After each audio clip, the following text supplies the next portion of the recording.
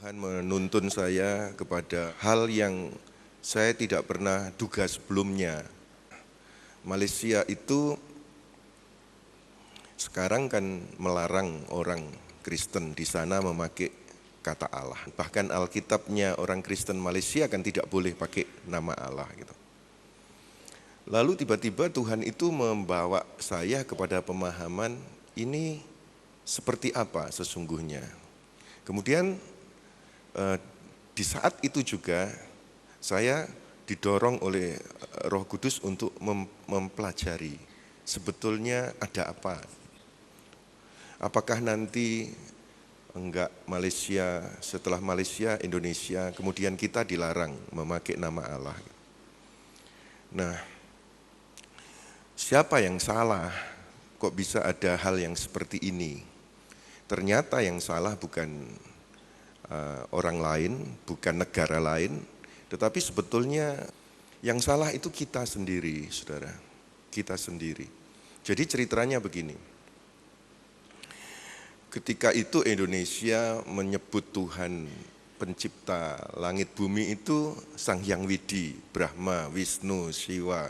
Karena Indonesia ketika itu agamanya ada Hindu, ada Buddha. Pada abad 13 itu pedagang Arab masuk ke Indonesia menyebarkan agama Islam.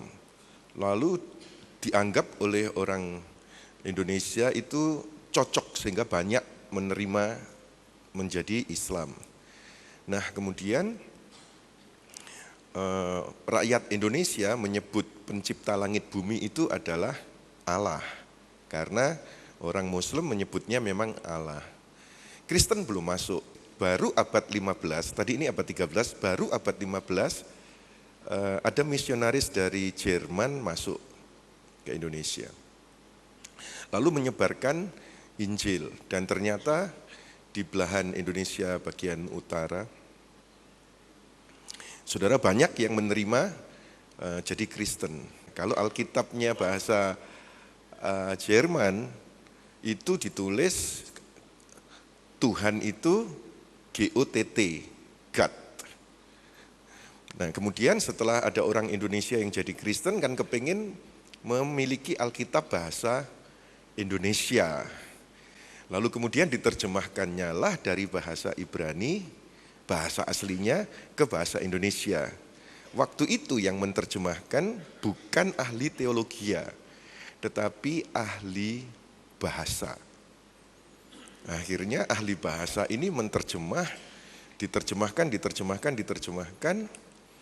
Nah, karena rakyat Indonesia ini sudah 200 tahun mengenal pencipta langit bumi itu adalah Allah, maka ketika ketemu kata God, ketemu kata itu di dalam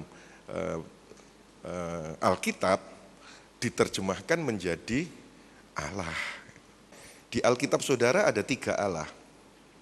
Allah huruf besar semua, ada Allah A besar, LLA-nya kecil. Yang kedua, yang ketiga A kecil, LLA-nya kecil.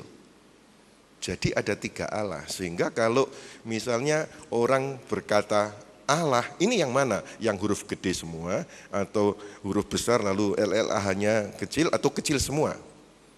Cara membedakannya kayak apa?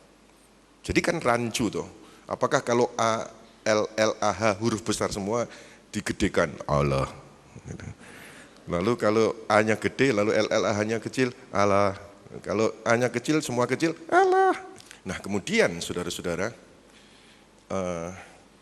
begitu muncul persoalan ternyata nama Allah ini bukan untuk umum, menurut orang Islam di Malaysia, bahwa itu bukan gelar, bukan julukan, tetapi Allah itu adalah nama, maka tidak boleh orang lain memakai nama ini karena bukan gelar, karena bukan julukan, tetapi ternyata adalah nama. Nah saudara-saudara, berarti sekian lama kita meminjam, ratusan tahun kita meminjam nama Allah ini enggak dikembali-kembalikan. Berarti kan yang salah kan kita. Lalu kemudian ada orang-orang yang menggali dalam bahasa aslinya. Ketika Alkitab ditulis. Ketika Alkitab ditulis dalam Perjanjian Lama, itu tertulis di dalam bahasa Ibrani dan sebagian bahasa Arab. Perjanjian Baru menurut semua murid teologia itu adalah bahasa Yunani. Tetapi setelah dipelajari lebih lagi, itu adalah Septuaginta Alexandrin. Tapi Septuaginta pertama di abad pertama itu juga tertulis di dalam bahasa Ibrani.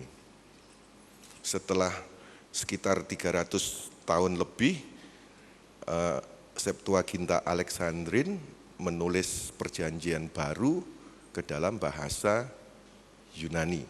Sehingga para murid teologia mengenalnya Perjanjian Lama Ibrani, Perjanjian Baru Yunani. Padahal sesungguhnya Perjanjian Lama dan Perjanjian Baru juga Ibrani. Nah, di Ibrani akar pertamanya, aslinya itu adalah tidak ada nama Allah. Sama sekali tidak ada nama Allah. Lalu kemudian diselidiki ternyata namanya adalah Yahweh. Bahasa aslinya tadi bahwa ternyata bukan Allah dari sejak awalnya. Saudara, mereka memahami bahwa yang disembah Abraham, Ishak, Yakub itu adalah Yahweh. Mereka membuat suatu rembukan, ini kayak apa ini? Di Indonesia kok diterjemahkan begini? Nah, saudara-saudara, lalu bagaimana dengan kita sekarang? Karena ini bersangkut paut dengan kita. Sebelumnya orang beranggapan, Malaysia sih, batik saja diakui, punyanya dia. Reok Ponorogo saja diakui, punyanya dia. Allah dimonopoli, punyanya dia, gitu saudara. Ada artikel-artikel yang semacam itu. Tetapi ini bukan masalah batik, bukan masalah Reok Ponorogo, bukan istilah Allah. Tetapi ini sebuah kebenaran yang bukan berdasarkan sejarah, tetapi berdasarkan firman Tuhan. Dan kebetulan bulan ini adalah Conquering the History Maker Test, menang atasi tes sejarah. Kalau ada sejarah yang keliru atau yang tidak tepat, apakah kita hidup berdasarkan sejarah karena sudah ratusan tahun, atau kita mau kembali kepada firman yang sesungguhnya. Sebab kita diselamatkan bukan karena cerita sejarah, tetapi kita diselamatkan oleh karena Tuhan yang menciptakan langit bumi, yang mengasihi saudara dan saya. Ayo kita tepuk tangan yang meriah bagi Kristus Tuhan kita. Dan kebenaran ini tertutup sekian lama. Di Daniel pasal 12 ayat yang keempat dikatakan begini. Tetapi engkau Daniel sembunyikanlah segala firman itu dan meteraikanlah kitab itu sampai pada akhir zaman. Banyak orang akan menyelidikinya dan pengetahuan akan bertambah. Disembunyikan, dimeteraikan sampai akhir zaman. Saudara percayalah, ini adalah zaman yang akhir dalam hidup kita. Dan orang menyelidiki, pengetahuan semakin bertambah. Ayat 9. Tetapi ia menjawab, pergilah Daniel, sebab firman ini akan tinggal tersembunyi dan termeterai sampai akhir zaman. Ada hal-hal yang diungkapkan baru muncul pada akhir zaman. Yang sekian lama terselubung, dan itu sudah dinubuatkan di dalam Daniel. Saudara-saudara, dan kemudian saudara membaca di dalam Kisah Para Rasul pasal 3 ayat 21, Kristus itu harus tinggal di surga sampai waktu pemulihan segala sesuatu. Jadi Yesus masih tinggal di surga sampai kapan dia datang? Sampai pemulihan segala sesuatu. Termasuk sesuatu yang tidak tepat yang dipulihkan. Di Kejadian pasal yang keempat ayat yang ke-26 disebutkan begini. Lahirlah seorang anak laki-laki bagi Set juga, dan anak itu dinamainya Enos. Waktu itulah orang mulai memanggil nama Tuhan. Di dalam Alkitab saya, tulisan Ibrani, kata Tuhan itu adalah Yahweh. Jadi orang mulai memanggil Yahweh itu dari sejak Kejadian. Lalu kemudian kalau saudara membaca di Yesaya 42 ayat 8, aku ini Yahweh, itulah namaku. Oleh LAI diterjemahkan, aku ini Tuhan. Jauh beda saudara terjemahan ini. Sebab kalau Tuhan itu gelar, julukan, tapi kalau Yahweh itu nama. Seperti misalnya bedanya antara gelar julukan presiden, wali kota, gubernur, itu gelar. SBY itu nama. Begitu juga gembala, ayah itu julukan atau gelar. Yusak itu nama. Tuhan itu gelar, julukan. Yahweh itu nama. Nah, ketika LAI menerjemahkan kata Yahweh diganti Tuhan, saudara, maka hilanglah nama Yahweh. Aku ini Yahweh, itulah namaku. Kalau ditulis aku ini Tuhan, itulah namaku, Tuhan yang mana? Enggak jelas sama sekali. Padahal harusnya aku ini dalam teks Ibraninya Yahweh, itulah namaku. Aku tidak akan memberikan kemuliaanku kepada yang lain atau kemasyuranku kepada patung. Itu di kitab Yesaya. Kalau saudara membaca di Keluaran pasal 3 ayat 15, selanjutnya berfirmanlah Allah kepada Musa, beginilah kau katakan kepada orang Israel. Tuhan huruf besar semua itu Yahweh. Kalau ditulis A huruf besar, LLAH kecil, selanjutnya berfirmanlah Allah, itu LAI mengambil dari bahasa aslinya Elohim. Elohim. Selanjutnya berfirmanlah Elohim kepada Musa. Beginilah kau katakan kepada orang Israel, Yahweh, Elohim nenek moyangmu, Elohim Abraham, Elohim Ishak, Elohim Yakub, telah mengutus aku kepadamu, itulah namaku. Jadi yang disembah Abraham, Ishak, Yakub, namanya adalah Yahweh. Untuk selama-lamanya itulah sebutanku turun-temurun loh saudara. Jadi turun-temurun selamanya. Tetapi kemudian sampai Indonesia terputus karena penterjemahan. Tapi sebetulnya kita tidak bisa menyalahkan siapapun lah. Kita nggak boleh menyalahkan siapapun. Karena sutradara di belakang semuanya itu adalah si iblis. Saudara nggak percaya kalau sutradara di belakang semuanya itu adalah si iblis? Kalau saudara membaca Kejadian pasal 1, saudara akan tahu bahwa di Kejadian 1, Kejadian 2, Kejadian 3, Kejadian 4 itu progresif. Di Kejadian 1 ditulis God atau Elohim. Jadi secara umum God, belum secara personal. Di Kejadian 2 saudara akan membaca Lord God, Lord God, Lord God, Lord God, Lord God. Lord itu dalam teks aslinya adalah Yahweh, God itu dalam teks aslinya adalah Elohim, yaitu Yahweh Elohim. Sudah toh? Lalu kemudian ini sudah mulai, kalau tadi nggak ada namanya toh, Kejadian 1, Kejadian 2 ada namanya, Yahweh Elohim. Kejadian 3, Kejadian 4 nama saja. Kalau sudah membaca Kejadian 4, Yahweh, Yahweh, Yahweh, Lord, Lord, Lord, Lord. Berarti ini progresif. Pencipta secara umum, pencipta yang ada nama saja. Berarti kan lebih personal ini. Nah sekarang perhatikan cara iblis menggoda Hawa. Cara iblis menggoda Hawa, saudara-saudara, dia tidak mengekspos di Kejadian pasal 3, dia tidak mengekspos nama Yahweh. Dia sengaja cuma ngomong, padahal tadi kan Kejadian 1 God, Kejadian 2 Lord God.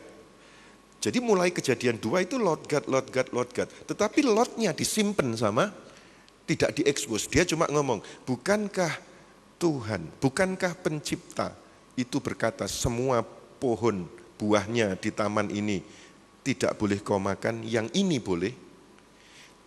Hawa, dia hanyut, tidak menyebut Yahweh juga, dia cuma menyebut God, God, God, God saja.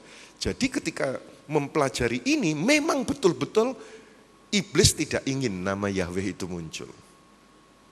Saudara, sampai sejarah ribuan tahun berjalan. Nah, sekarang di akhir zaman, pengetahuan mulai diekspos, saudara, pemulihan segala sesuatu termasuk pemulihan nama daripada Bapa. Di Sakaria pasal 14 ayat 9, Sakaria pasal 14 ayat 9, maka Yahweh, Tuhan huruf besar semua itu aslinya adalah Yahweh. Maka Yahweh akan menjadi raja atas seluruh bumi. Pada waktu itu Yahweh adalah satu-satunya dan namanya satu-satunya. Jadi di dalam Alkitab kita sama sekali tidak ada istilah yang disembah Abraham, Ishak, Yakub itu dengan nama lain. Dari sejak awal, yaitu nama ini. Dan nama Yahweh itu bukan sembarangan. Kalau saudara perhatikan, Yahweh itu tetragramaton. Tetra itu 4, grama itu huruf, ton itu bunyi. Jadi ada 4 huruf yang konsonan semua, Y, H, W, H, itu kan 4. Namanya tetragramaton. Tetapi namanya tetra 4, grama huruf, ton bunyi. Walaupun konsonan semua bisa bunyi. Cuma ketika itu orang Yahudi tidak berani menyebut nama ini. Karena saking kudusnya, saking mulianya, sehingga kalau menyebut pun kayak bisik gitu, saudara. Analoginya begini, seperti orang tidak berani masuk ke ruang Maha Kudus. Kalau masuk ke sana pasti mati. Tetapi buat saya dan saudara yang sudah ada di akhir zaman, ruang Maha Kudus itu sudah dipecah tirainya oleh karena korban Yesus di atas kayu salib. Sehingga engkau bukan takut kepada pencipta, karena Yesus sudah memberi akses jalan kepada Bapa untuk kita akrab dengan Bapa. Nah, begitu juga saudara, di akhir zaman ini nama Yahweh itu diekspos kembali. Yahweh itu bahasa Ibrani itu hurufnya begitu, bacanya dari kanan. Yud, He, Vav, He. Yud itu adalah tangan. Setiap huruf Ibrani itu ada artinya, setiap huruf ada artinya. Yud itu tangan terbuka. He itu bentuknya kayak jendela gitu toh, gambar jendela. Itu behold, lihatlah. Vav itu kayak gantungan gitu, kayak paku. Itu nail, paku. He lagi itu jendela, lihatlah. Jadi kalau dirangkum, Yud He Vav He, Yahweh bacanya, itu lihatlah tangan terbuka, lihatlah pakunya. Siapa itu? Yesus Kristus sendiri. Ayo kita tepuk tangan yang meriah bagi Kristus Yesus Tuhan. Ngomong begini ini merinding gitu saudara-saudaraku. Dari sejak awal itu grand design dari pencipta langit bumi yang diperbuat itu sudah demikian rapi, tersusun rapi. Saudara, Tetapi kemudian karena hal-hal yang ada, kemudian bisa berbelok ke arah lain. Ketika saya tahu pemahaman ini, saya timbang secara roh. Tuhan, aku ambil sendiri atau aku sampaikan.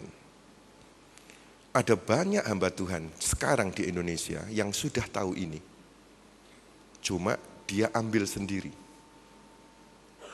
Karena dia tidak sampaikan kepada jemaat, dia ambil sendiri. Sebab kalau dia sampaikan kepada jemaat, takut jemaatnya terpecah. Takut pro kontra. Saudara, tetapi saya tidak mau menyenangkan manusia lebih daripada menyenangkan Yesus. Saya hamba Yesus. Karena itu saya sampaikan kepada saudara, this is the truth. Inilah kebenaran. Nah, kalau saudara membaca di Maleakhi pasal 2 ayat 1 dikatakan begini. Maka sekarang kepada kamulah tertuju perintah ini, hai para imam. Semua kita, ayat 1, semua kita adalah imam. Mungkin saudara bukan imam di rumah Tuhan secara sepenuh waktu, tetapi saudara imamat rajani, bangsa yang kudus. Saudara imam di dalam keluarga saudara, dalam komunitas saudara, di dalam masyarakat dan lain sebagainya. Nah, ini perintah tertuju kepada para imam. Next. Jika kamu tidak mendengarkan dan jika kamu tidak memberi perhatian untuk menghormati namaku, firman Yahweh semesta alam, Tuhan huruf besar semua itu aslinya Yahweh, firman Yahweh semesta alam, next. Maka aku akan mengirimkan kutuk ke antaramu dan akan membuat berkat-berkatmu menjadi kutuk dan aku telah membuatnya menjadi kutuk sebab kamu ini tidak memperhatikan. Saudara, ayat 2 ini buat saya, buat saudara, sudah mengenal Yesus Kristus, semuanya sudah dipikul oleh Yesus. Katakan amin. Saudara tidak usah takut ayat 2. Sama sekali tidak usah takut ayat 2. Tetapi ketika sudah dipikul semuanya oleh Yesus Kristus Tuhan di atas kayu salib, apakah kemudian kita mau tetap berada di dalam jalan yang belok atau kita mau memahami dan memuliakan nama yang sesungguhnya. Sekarang ini Billy punya anak toh, yang 1 dan 2. Yang kedua seandainya manggil saya ini kan Opa toh, Opa. Opa itu gelar, julukan, sebutan. Tapi nama saya kan Yusak. Tapi dia manggil saya Opa Bagong. Sama Billy diomongin, nih papaku itu namanya Yusak. Jadi kamu manggilnya Opa Yusak ya? Oh iya Pak. Papanya pergi, ini anak tetap teriak, Opa Bagong. Saudara, saya mendengar itu, bagaimana sikap saya? Apakah kemudian saya pecat dia jadi cucu saya? Kan tidak. Saya tetap tersenyum mungkin dia cucu saya. Tetapi alangkah cantiknya kalau dia manggil Opa Yusak. Alangkah lebih cakep kalau manggil Opa Yusak. Saudara, saya rindukan supaya apa yang disampaikan ini bukan dengan tujuan lain. Karena sebetulnya saudara, orang-orang yang sudah punya pemahaman nama Yahweh, sayangnya suka berkelahi. Sayang sekali. Suka berkelahi, suka berdebat, suka menghakimi, suka bertikai, suka benar sendiri. Sayangnya begitu. Jadi mereka punya sesuatu kebenaran, diusung dengan cara yang tidak baik, hasilnya tidak baik. Nah sekarang revelation itu diberikan kepada kita, kita tahu kebenaran, ayo diusung dengan cara baik. Dan hasilnya memang akan ada pemulihan nama yang sesungguhnya. Ayo kita tepuk tangan meriah bagi Kristus Yesus Tuhan kita. Katakan amin. Katakan amin. Yehezkiel pasal 39 ayat yang ke-7. Dan aku akan menyatakan namaku yang kudus di tengah-tengah umatku Israel. Dan aku tidak lagi membiarkan namaku yang kudus dinajiskan. Sehingga bangsa-bangsa akan mengetahui bahwa akulah Yahweh yang Maha Kudus di Israel. Kalau saudara membaca di Hosea pasal 11 ayat 7, umatku betah dalam membelakangi aku. Mereka memanggil kepada Baal dan berhenti meninggikan namaku. Dan sejarah mencatat ini sudah berlangsung sekian waktu. Memanggil kepada Baal dan berhenti meninggikan nama Bapa. Mungkin ada orang yang bertanya begini, sekian lama aku menyebut nama Allah, toh aku diberkati, buat apa mesti cari kebenaran yang sejati, yang hakiki? Sepanjang aku jadi orang Kristen memanggil nama Allah pun aku diberkati. Saudara-saudara, kalau indikator sebuah kebenaran itu diukur dari berkat, pelacur, koruptor mungkin lebih kaya dari saudara. Tetapi apakah mereka itu benar? Kebenaran tidak diukur dari tolok ukur berkat. Yang lain lagi berkata, aku memanggil nama Allah, toh dapat mujizat, ada mujizat.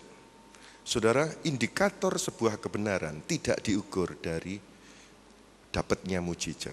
Karena batu, gunung, keris, kuburan, setan bisa membuatkan hal-hal yang ajaib-ajaib. Dan indikator kebenaran kita bukan dari apa yang disebut histori, tetapi adalah firman yang dari Tuhan sendiri. Ada yang lagi berkata begini, yang penting kan hatiku.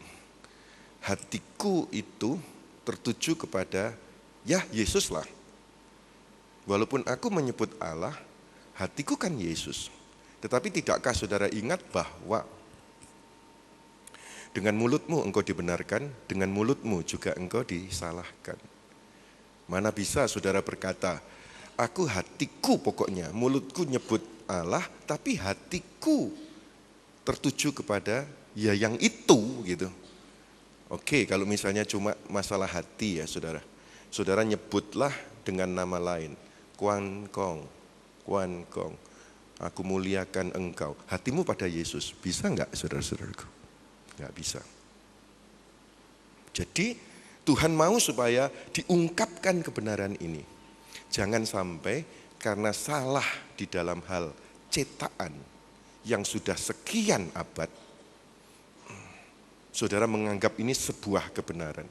Di Mazmur pasal 102 ayat 13 dikatakan, tetapi engkau ya Tuhan, dalam teks aslinya adalah Yahweh. Tetapi engkau ya Yahweh bersemayam untuk selama-lamanya dan namamu tetap turun-temurun. So perhatikan dari tadi Kejadian, Keluaran, Yehezkiel, Yesaya, sekarang Mazmur, nama itu tetap turun-temurun. Tetapi kenapa begitu hilang? Karena Kejadian pasal 3 memang diusahakan disimpan, tidak diekspos di depan Hawa. Dan Hawa, wanita, gereja Tuhan itu adalah seperti mempelainya Kristus. Disimpan nama itu. Padahal ini selama-lamanya dan turun-temurun. Saudara hafal sekali tentang Yeremia pasal 33 ayat 3. Katanya itu nomor telepon Tuhan. Berserulah kepadaku, maka aku akan menjawab. Nah, kalau saudara berseru kepadaku di tengah-tengah kerumunan banyak orang, seorang anak berseru, "Papa!" Semua pria yang punya anak noleh, "Papa." Tetapi sebetulnya berserulah kepadaku ini dengan cara apa? Ayat 2.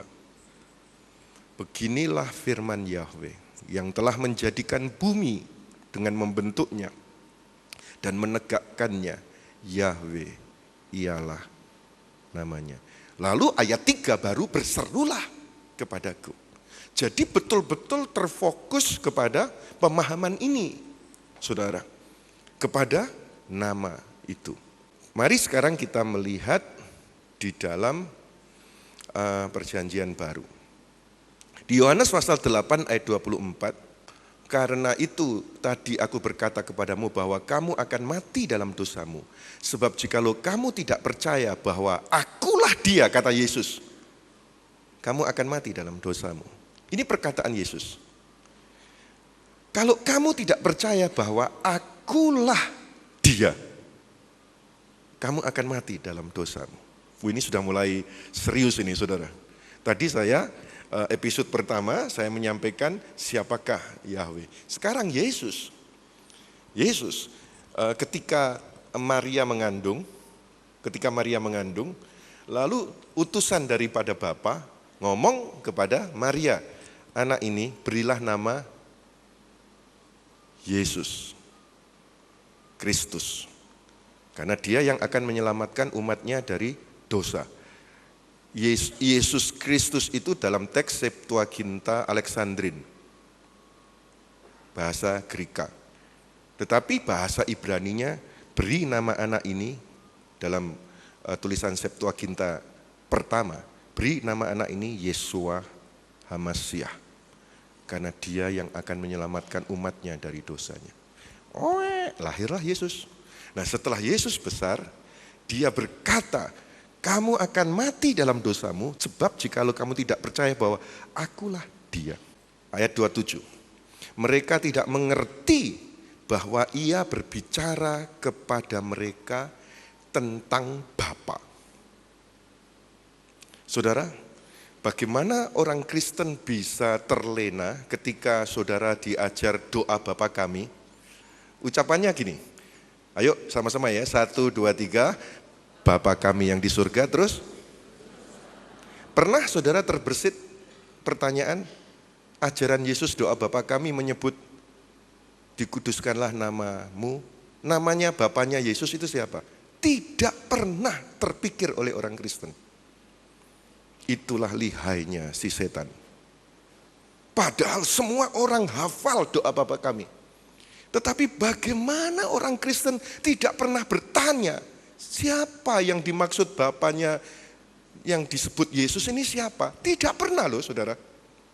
Padahal jelas Yesus berkata dikuduskanlah namamu.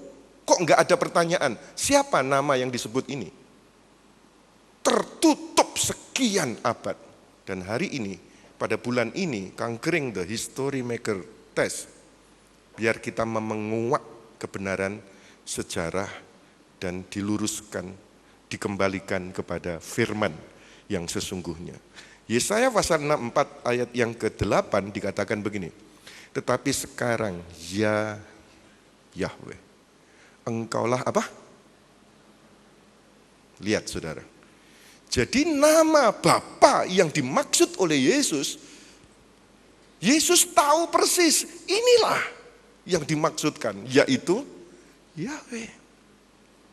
Engkaulah Bapa kami.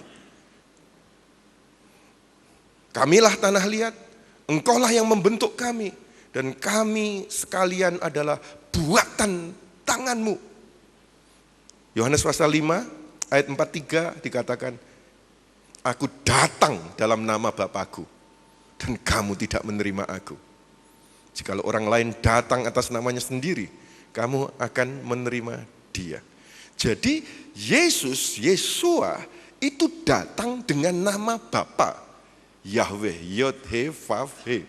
Lalu ini Yahweh pencipta yang tidak kelihatan. Menjadi manusia yang kelihatan, namanya Yeshua, Yahweh yang menyelamatkan.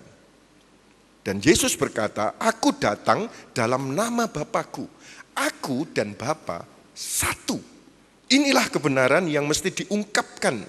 Di Yohanes pasal 8 ayat yang ke-28, maka kata Yesus, apabila kamu telah meninggikan anak manusia, barulah kamu tahu bahwa akulah dia.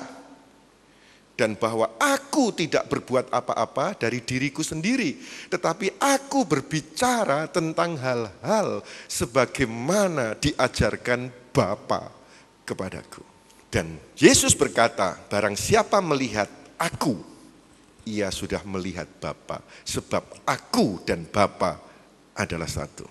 Kemudian orang bertanya, wah kalau begini setelah ini kita berdoa nyebutnya Yahweh atau Yesus. Saya punya nama Yusak Hadi Seswantoro. Beberapa hari yang lalu saya ketemu dengan dua orang. Dari sejak ketemu sampai selesai itu dia nyebutnya saya Pak Hadi, Pak Hadi, Pak Hadi, Pak Hadi, berulang-ulang Pak Hadi terus. Tapi nyebutnya ya dengan ramah-ramah gitu, Pak Hadi, Pak Hadi. Apakah saya tersinggung? Ya enggak toh. Karena memang namaku Hadi. Sama gitu. Nah ketika saya reuni di SMP, semua teman-teman manggilnya Pak Sis. Pak Sis itu nama desa. Pak Sis. Semua ngomong Pak Sis gitu. Apakah saya tersinggung? Enggak, saudara. Karena memang itu namaku. Jadi saudara enggak usah dikacaukan. Saudara mau menyebut siapa sebab Bapa dan Yesus adalah satu. Saudara mau menyebut nama Yesus, bersyukurlah. Saudara mengenal nama Yahweh, bersyukurlah. Tetapi kalau ada orang nyebut saya Bagong, persoalan saudara.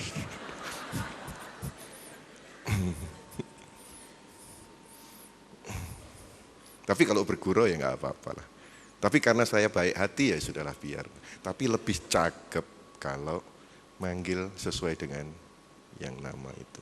Ada yang berkata begini, kalau begitu nanti kan seperti saksi Yehova. Sama sekali tidak ada miripnya saudara. Karena saksi Yehova menolak keras Yesus itu Mesias. Tidak ada kaitannya dengan saksi Yehova. Kita sangat respek mengakui total bahwa di bawah kolong langit tidak ada nama yang diberikan oleh Tuhan kepada manusia yang di dalamnya kita selamat. Kecuali di dalam nama Yesus Kristus Tuhan. Ayo kita tepuk tangan terlebih dahulu bagi Kristus Yesus Tuhan kita. Jadi kalau saksi Yehova, mereka tidak percaya Yesus. Kita total percaya Yesus. Karena kita percaya semua perkataan daripada Tuhan Yesus. Ini, kemarin saya ada di Palembang. Semua pekerja di YAS Palembang sekitar 90-an orang lah, 80-90 orang kumpul. Karena dekat toh, sehingga ketika saya menyampaikan ini ada pertanyaan. Saya sengaja seranglah saya. Supaya saya bisa memberi penjelasan.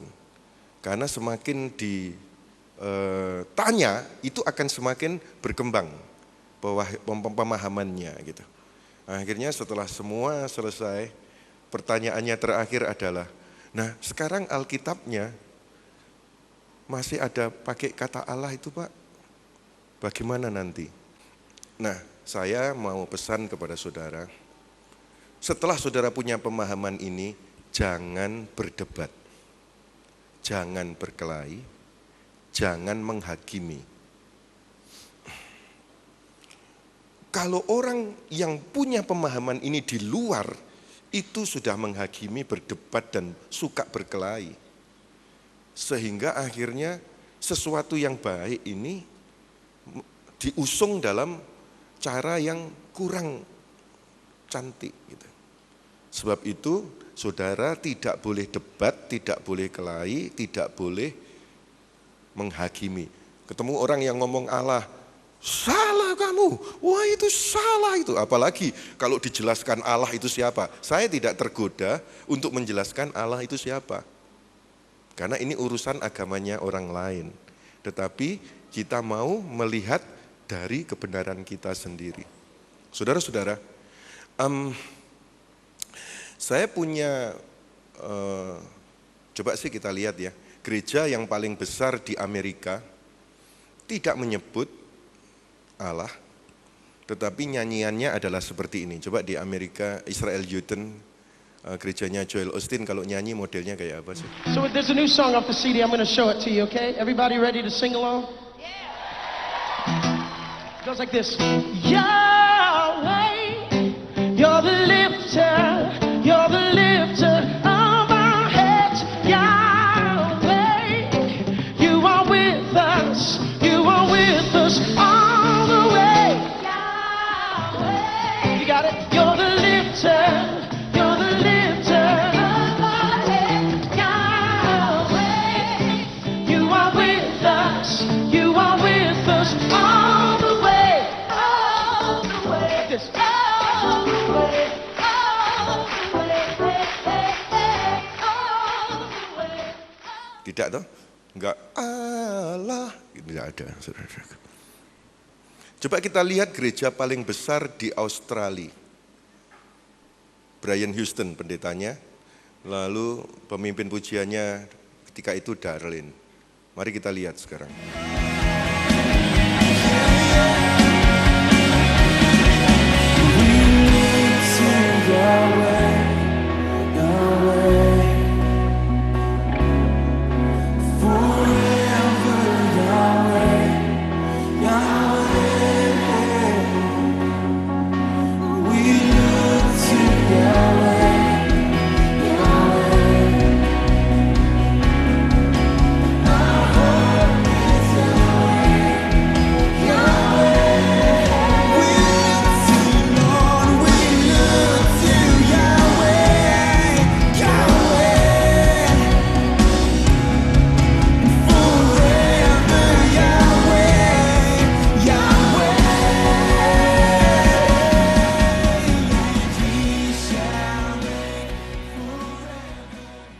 Yang penting yang saudara tangkap adalah Kangkring The History Maker Test. Biarlah kita menang atas si tes History Maker, pencetak sejarah.